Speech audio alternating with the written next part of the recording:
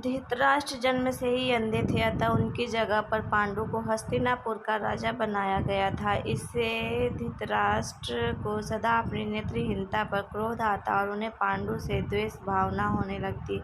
पांडु ने कुछ ही समय में संपूर्ण महाभारत को जीतकर कुरु राज्य की सीमाओं का यवनों के देश तक विस्तार कर दिया। एक बार राजा पांडु अपनी दोनों पत्नियों कुंती तथा माद्री के साथ आखेट के लिए वन में गए।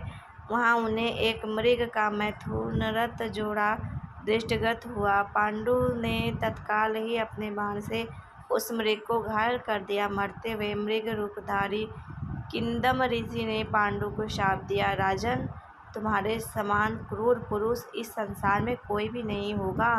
तूने मुझे मैथुन के समय बाण मारा है, अतः जब कभी भी तू मैथुनरत होगा तेरी भी मृत्यु हो जाएगी। इस हिसाब से पांडु अत्यंत दुखी हुए और अपने रानियों से बोले, हे देवियों, अब मैं अपनी समस्त वासनाओं का त्याग करके इस वन में ही रहूंगा।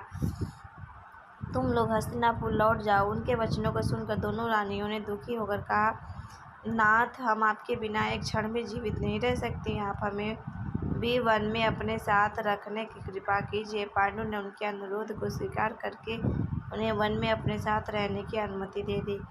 इसी दौरान राजा पांडु ने अमावस्या के दिन ऋषि मुनियों को ब्रह्मा जी के दर्शनों के लिए जाते हुए देखा। उन्होंने उन ऋषि मुनियों से स्वयं को साथ ले जाने का आग्रह किया। उनके इस आग्रह पर ऋषि मुनियों ने कहा, राजन, कोई भी निसंतान पुरुष ब्रह्मलोक जाने का अधिकारी नहीं हो सकता, अतः हम आपको अपने साथ ले जाने में असमर्थ हैं। ऋषि मुनियों की बात सुनकर पांडु अपनी पत्नी से बोले, हे कुंती, मेरा जन्म लेना ही वृथा हो रहा है, क्योंकि संतानहीन व्यक्ति पितृ ऋण, ऋषि ऋण, देव ऋण तथा मनुष्य ऋण से मुक्ति नहीं पा सकता। क्या तुम पुत्र प्राप्ति के लिए मेरी सहायता कर सकती हो? कुंती बोली, हे आर्यपुत्र, दुर्वासा ऋषि ने मुझे ऐसा मंत्र प्रदान किया है जिससे मैं किसी भी देवता का आह्वान करके मनोवांछित वस्तु प्राप्त कर सकती हूँ। आप आज्ञा करें तो किस देवता को बुलाऊं? इस पर पांडु ने धर्म को आमंत्रित करने का आदेश दिया। धर्म ने कुंती को पुत्र प्रदान किया, जिसका नाम युधिष्ठिर रखा।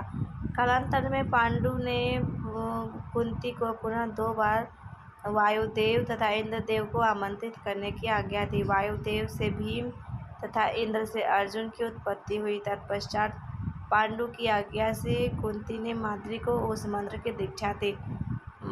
माद्री ने अश्विनी कुमारों को आमंत्रित किया और नकुल तथा सहदेव का जन्म हुआ।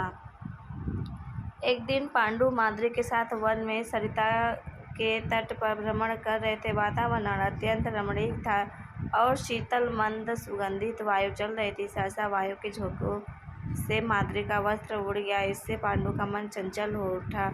माद्री द्वारा समझाने तथा इनकार करने पर भी वे मैथुन में प्रवृत्त हुए तथा किंदम ऋषि के शापवश उनकी मृत्यु हो गई। माद्री ने इसके लिए स्वयं को ही दोषी माना और वह भी पांडु के साथ ही सती हो गई। किंतु पुत्रों के पालन पोषण के लिए कुंती हस्तिनापुर लौट आई। वहां रहने वाले ऋषि मुनि पांडवों को राजमहल छोड़कर आ गए। ऋषि मुनि तथा कुंती के कहने पर सभी ने पांडवों को पांडु का पुत्र माना और उनका स्वागत किया। राधे राधे।